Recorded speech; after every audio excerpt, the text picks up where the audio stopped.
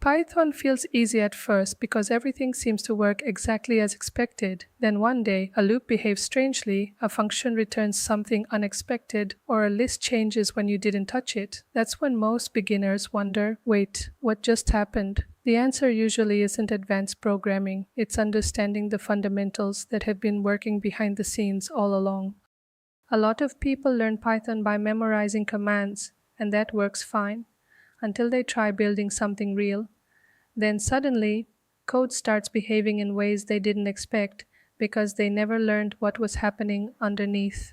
AI agents make this even more obvious since they're constantly storing data, repeating tasks, and making decisions through functions. Once you understand those fundamentals, you're no longer guessing what your code will do. You know it. Instead of thinking like a programmer, imagine you're running a factory. Every factory needs materials to work with, a system to move work forward, and machines to get things done. Python works the same way. Data is the material, loops keep things moving, and functions do the actual processing. Once you see that pattern, a lot of Python suddenly starts making sense.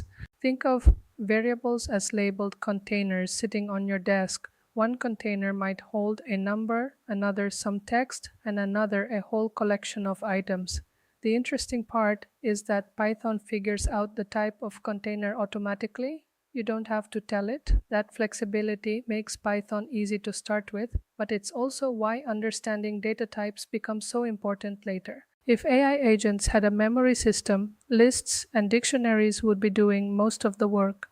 Lists help keep things organized in a specific order, while dictionaries let you quickly look things up using meaningful names instead of positions. And in real applications, these structures often sit inside each other like folders within folders. Once you learn how to navigate that nested data, working with APIs and AI agents becomes much easier. Imagine you have a checklist of tasks and want to go through each one by one.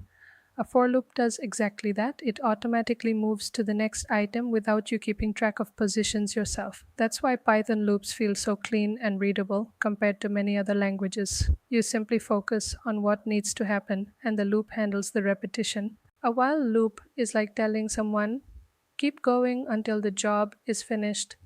Unlike a for loop, it doesn't know in advance how many times it will run. It keeps checking a condition after every step. That's powerful, but it also comes with a catch. If the condition never changes, the loop can run forever. So, whenever you use a while loop, make sure there's a clear exit door. Imagine doing the same task over and over again and having to rewrite the instructions every time. Functions solve that problem by letting you package a set of steps into a reusable tool. You give it some input, it does the work, and hands back the result. That's why functions are one of the most powerful ways to keep code clean, organized, and scalable. Sometimes you don't know in advance how many pieces of information a function will receive. That's where args and quarks become incredibly useful.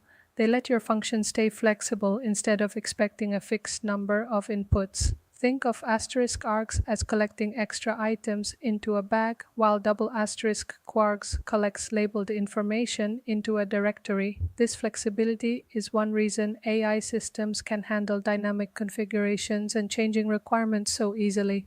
Most Python bugs don't come from complicated code, they come from small mistakes that are easy to miss. A list changes when you didn't expect it, a loop refuses to stop, a function remembers old data, or it returns nothing at all. These issues can be frustrating because the code looks correct at first glance. The good news is that once you understand these common traps, you'll avoid bugs that catch many beginners. Follow to learn more. Thank you.